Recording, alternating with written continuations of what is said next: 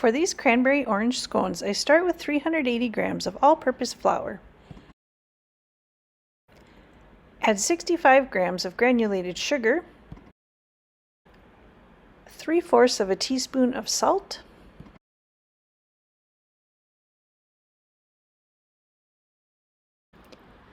and 1 tablespoon of baking powder.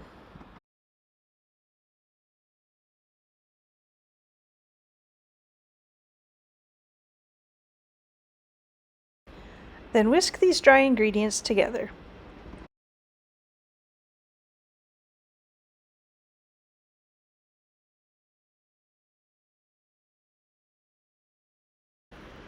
Combine 8 tablespoons of cold butter with the dry ingredients, either with a pastry cutter or by shredding the butter into the dry ingredients.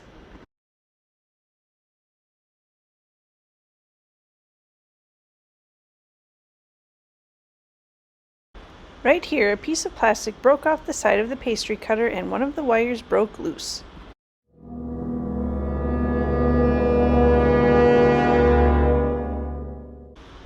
I found the piece of black plastic that had broken off and removed it from the dough.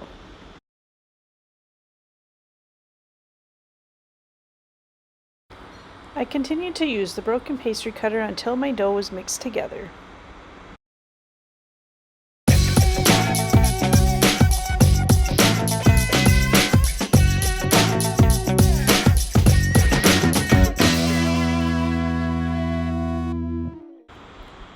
Next, I roughly chopped 1 cup of fresh cranberries in a food chopper.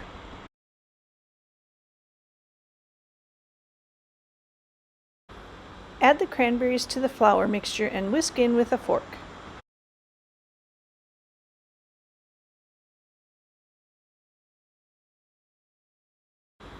In a separate bowl, mix together 120 grams of sourdough discard or starter,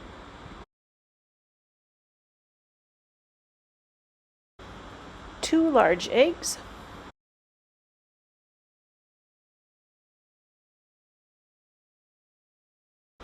60 grams of heavy cream plus 40 grams of milk,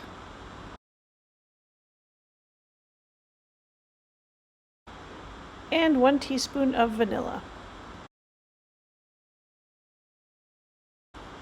Then add the zest of 1 orange and whisk until smooth.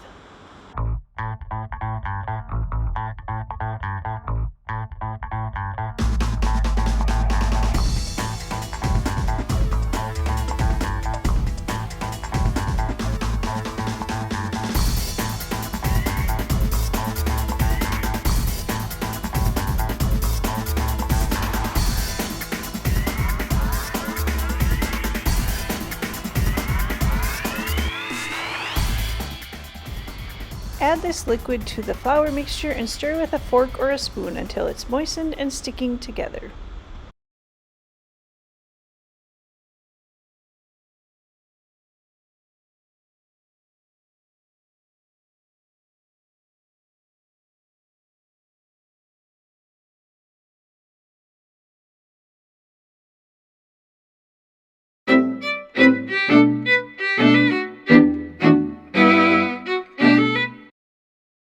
If you're having trouble incorporating the last bit of flour in the bottom of the bowl, you can add more heavy cream until it comes together more easily. The dough should look more like pie dough rather than cookie dough.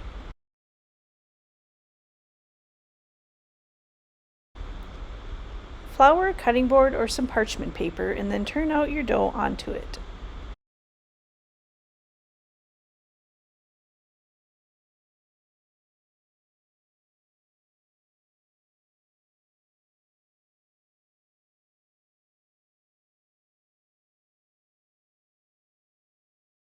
Pat the dough into a circular shape about 1 inch thick.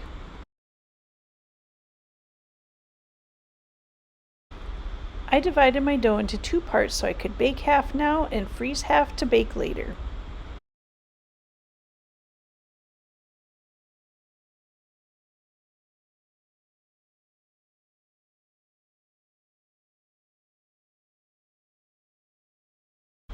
For the part I saved for later, I wrapped it in plastic wrap and then placed it into a zip-top bag.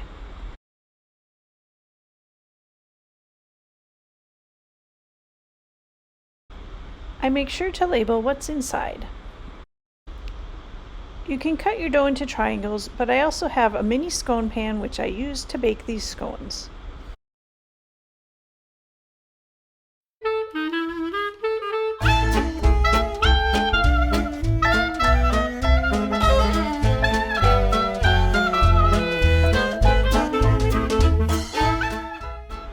I patted each piece of dough to fill each section.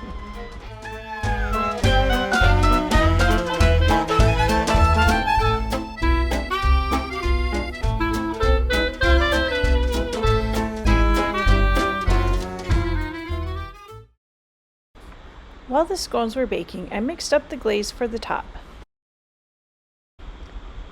For a half a batch, I needed 1 tablespoon of orange juice,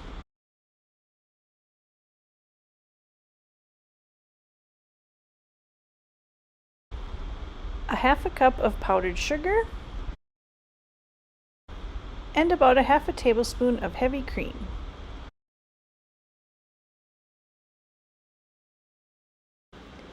The glaze should be thin enough to drizzle over top of the scones.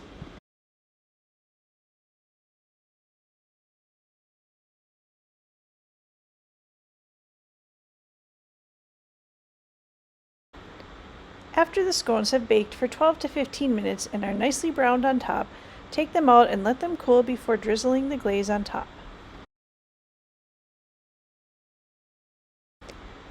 I found the shape of these scones awkward to arrange nicely on the plate.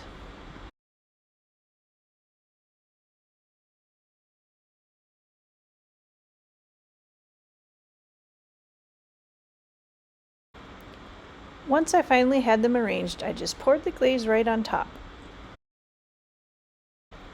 The orange flavor was subtle and the cranberries added a nice tart taste to the scones.